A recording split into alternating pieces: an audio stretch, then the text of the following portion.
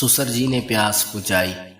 سسر جی نے اپنے بیٹے کے لیے خود ہی مجھے پسند کیا تھا اور میری شادی ہو گئی۔ شادی کے 1 ماہ بعد سسر جی نے میرے شوہر کو دبئی بھیج دیا۔ اب گھر میں ہم 2 ہی لوگ رہتے تھے، میرے سسر جی اور میں، کیونکہ میری ساس تو شادی سے پہلے ہی دنیا سے چلی گئی تھی۔ ایک رات میں سوئی ہوئی تھی کہ مجھے محسوس ہوا کہ میری کمر پر کوئی ہاتھ پھیر رہا ہے۔ جیسے آنکھ کھول کر دیکھا تو میرے سسر جی۔ میں ماں باپ کی اکلوتی اولاد ہوں، اس لیے اپنے والدین کی بہت لاڈلی ہوں، خاص کر اپنے ابو کی۔ میری شادی کی عمر ہوئی تو میرے ابو میرے لیے پریشان رہنے لگے۔ وہ چاہتے تھے کہ میں ایسے گھر جاؤں جہاں پر مجھے کوئی روک ٹوک نہ ہو۔ ابو کی یہ دعا قبول ہوئی جب ابو کے دوست اپنے بیٹے کے لیے میرا رشتہ لے کر آئے۔ ان کی بیوی حیات نہیں تھی، گھر میں صرف وہی باپ بیٹا رہا کرتے تھے۔ ابو کو یہ رشتہ دل سے قبول تھا، اس لیے انہوں نے ہاں کر دی، مگر امی کا دل نہیں مان رہا تھا۔ انہیں لگ رہا تھا کہ صرف مردوں کے گھر میں لڑکی کو بیاہ دینا خطرے سے خالی نہیں، یہ دور اعتبار کرنے کا نہیں ہے، مگر ابا نے انہیں ڈانٹ کر خاموش کروا دیا اور کہا تو الٹا مت سوچا کر، میرا دوست بہت اچھا اور شریف ہے، اس لیے وہی شادی ہوگی۔ ابو کے سامنے امی کی کم ہی چلتی تھی، اس لیے وہ خاموش ہو گئی اور 3 دن بعد ہی میری شادی طے ہوئی۔ جس دن میری رخصتی تھی اس دن میری امی مجھ سے کہنے لگی، نور تم جوان اور خوبصورت لڑکی ہو اور تمہارا سسر بھی جوان اور بیوہ ہے، اس کے زیادہ قریب مت رہنا اور ہمیشہ اس کے سامنے پردے میں رہنا، تم اس کے لیے نامحرم ہو، سمجھی؟ امی کیا سمجھانا چاہ رہی تھی میں سمجھ رہی تھی۔ امی مجھے ڈراؤ مت اور آپ پریشان مت ہو، میں خیال رکھوں گی۔ میں نے امی کو تسلی دی، وہ کچھ مطمئن ہوئی۔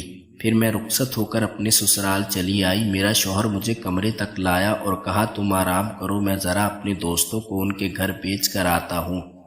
عدنان نے کہا اور میں کمرے سے باہر نکل گئی۔ مجھے بھوک لگ رہی تھی۔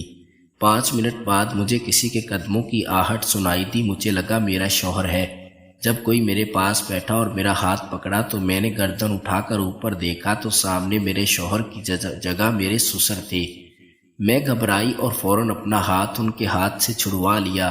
یہ کیا کر رہے ہیں سسر جی، آپ اس وقت کمرے میں کیوں آئی ہیں؟ میں نے سخت لہجے میں پوچھا۔ میں ڈرنے والی لڑکیوں میں سے نہیں تھی۔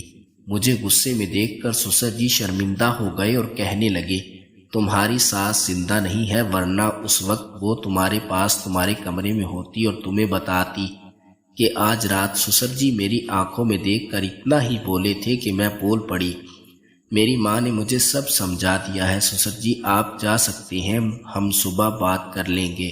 میں انہیں باہر کا راستہ دکھاتے ہوئے بولی۔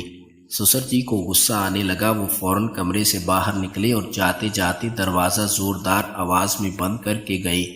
مجھے ان کا یہ انداز بالکل اچھا نہیں لگا۔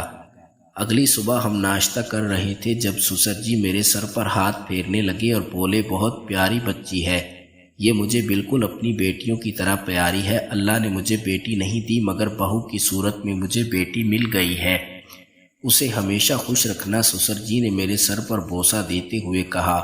عدنان ابو کی بات سن کر مسکرائے اور مجھے حیرت ہونے لگی کہ رات کے وقت تو وہ کچھ بن رہے تھے اور اب مجھے ایک بیٹی کہہ رہی ہیں، کیا سچ ہے اور کیا جھوٹ؟ میں زبردستی مسکرائی۔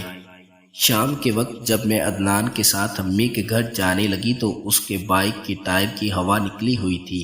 وہ ہوا بھروانے گیا تو میرے سسر جی میرے پاس آئے اور کہنے لگے، بیٹی رات کو میں تمہارے پاس اس لیے آیا تھا تاکہ تمہیں اپنے یہ خاندانی زیور دے سکوں، مگر پتہ نہیں کیا سمجھنے لگی آپ؟ سسر جی میری طرف زیور بڑھاتے ہوئے بولے۔ میں شرمندہ ہونے لگی کہ پتہ نہیں میں سسر جی کے بارے میں کیا کیا غلط سوچنے لگی۔ اس سے پہلے میں کوئی جواب دیتی عدنان آ گئے اور میں ان کے ساتھ میکے چلی گئی۔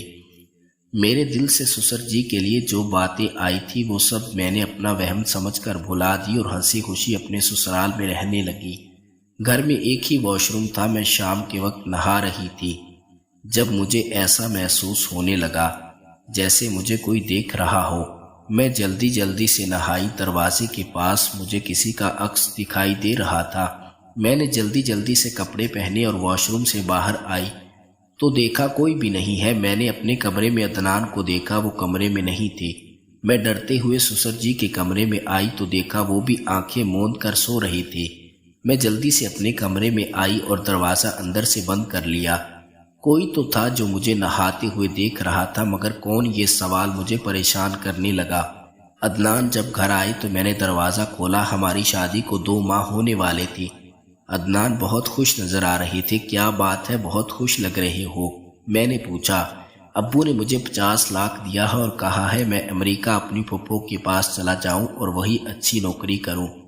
عدنان کے اچانک باہر جانے کی خبر سن کر میں پریشان ہو گئی، کیونکہ کیا آپ کہہ رہی ہیں عدنان؟ میں آپ کو باہر نہیں جانے دوں گی۔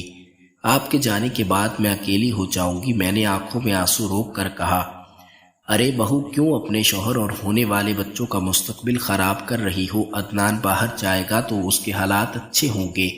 سسر جی کمرے میں آ کر بولے۔ مگر سسر جی، میرا دل نہیں مان رہا۔ میں نے کہا، کچھ ہی سال کی بات ہے نور، ہمت سے کام لو۔ ابو ٹھیک کہہ رہے ہیں، میں اپنا مستقبل خراب ہونے نہیں دوں گا۔ عدنان نے کہا۔ وہ ضد کا پکا تھا اور باہر جانے کا اسے جنون تھا۔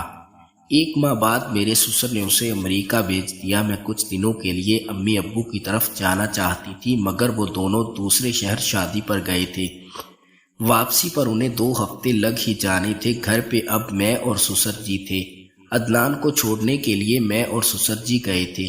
رات کے وقت ہم گھر واپس آئے۔ گرمی بہت زیادہ تھی۔ سسر جی کہنے لگے، بہو تم میرے کمرے میں سو جاؤ، اس کمرے میں اے سی لگا ہوا ہے، آرام کرو۔ نہیں سسر جی، میں اپنے کمرے میں ٹھیک ہوں، آپ پریشان مت ہوں۔ میں نے منع کر دیا تو وہ اصرار کرنے لگے کہ میں وہیں ان کے کمرے میں سو جاؤں۔ ان کی ضد پر میں نے حامی بھر دی اور پھر سسر جی کے کمرے میں سونے چلی گئی۔ میں جب دروازہ بند کرنے لگی تو دیکھا دروازے کی کنڈی خراب تھی۔ مجھے حیرت ہونے لگی کہ کل تک تو ٹھیک تھی، آج کیسے خراب ہوئی۔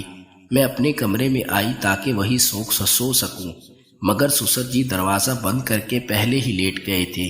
میں واپس کمرے میں آئی اور سونے کی کوشش کرنے لگی۔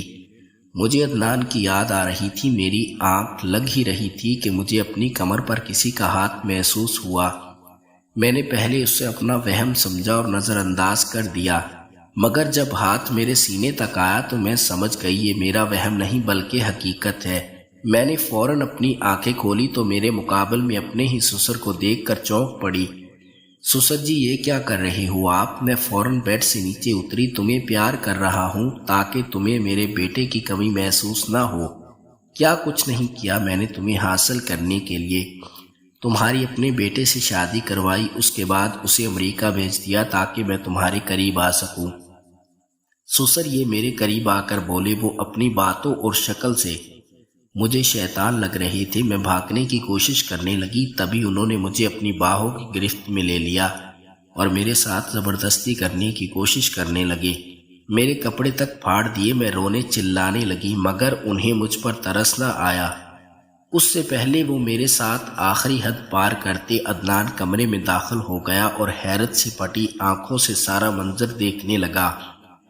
ابو، اس نے گلا پھاڑ کر چیخ کر کہا۔ سسر جی گھبرا گئے اور فوراً مجھ سے دور ہوئے۔ میں پھوٹ پھوٹ کر رو پڑی۔ آپ باپ نہیں شیطان ہو، عدنان نے روتے ہوئے کہا۔ سسر جی اپنا دل پکڑے وہی زمین پر گر گئے۔ عدنان انہیں ہسپتال لے گیا، لیکن جب لے کر گیا تو معلوم ہوا ان کا دل پھٹ گیا ہے، اسی وجہ سے ان کی موت ہوئی ہے۔ پھر عدنان امریکہ چلے گئے اور میں امی ابو کے پاس ہنسی خوشی رہنے لگی۔